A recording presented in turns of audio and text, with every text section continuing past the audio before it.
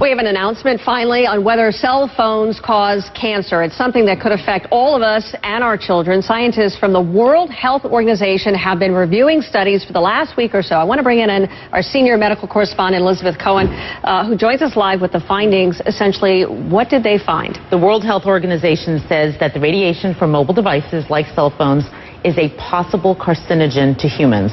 This is a very big deal because you and I have done segments about this before. Sure. It has gone back and forth. And this is really the first time that a large group, and it doesn't get any more sort of prestigious in many ways than the WHO, to say that it's a possible carcinogen.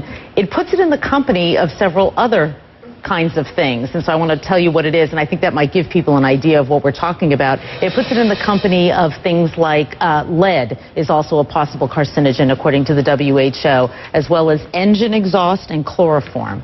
So that sort of gives you an idea of the kind of risk that we're talking about. So I can't help but ask, I mean, should we be alarmed? Should we be freaking out over this information? You know what, I really hope that people who are listening to me are not freaked out.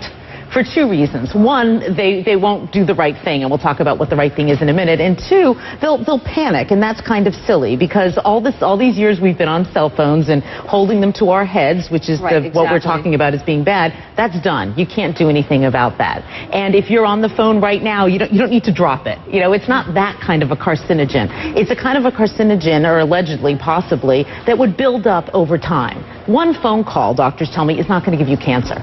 So what should we be doing? With this new information, what on earth should we be doing now? We are so lucky that there is something that we can do, because a lot of medical problems we can't, but we're lucky that there is something, and I am holding it in my hands right now. You use a device to keep that phone away from your head. Okay, I'm going to make it very simple.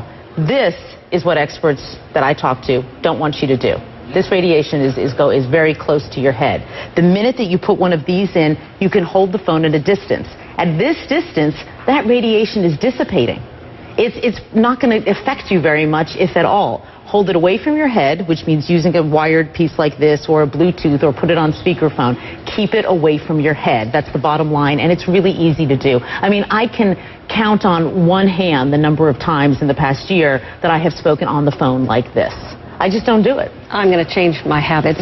Do you have any idea, or did WHO say anything about whether or not it can be on your body, on your person, in a pocket, in a holster, anything like that? Did they weigh in at all? WHO really focused on gliomas, which are brain tumors, because that's what a lot of the studies have been on. But, Suzanne, I've certainly spoken to experts who say that they themselves do not carry it on their bodies, that they figure why take that risk if there is a risk. And so they will carry their phones in their purses or in a briefcase. You know, they'll try to keep it a bit of a distance away from their bodies, but the jury is still out on that. And what do you think cell phone companies are going to do? How do they respond to this? Is there a way that they can manufacture a safer phone, or? Right, we're seeking a response from the CTIA, which is the industry group, and I think what could happen is that people like the FCC, or other groups like that in other countries might say, this is important what the WHO is saying, and so maybe we ought to tell cell phone companies to make phones with lower radiation. You know, that's a possibility. They may say, tell cell phone companies, go back to the drawing board, come up with a phone that emits less radiation. So bottom line, for those who are watching and who've wondered about whether or not this causes cancer, right, it's all about keeping it away from your head. Right. The WHO says possibly. So experts I've talked to say, why in the world would you take the risk? Keep it away from your head by using some kind of an earpiece.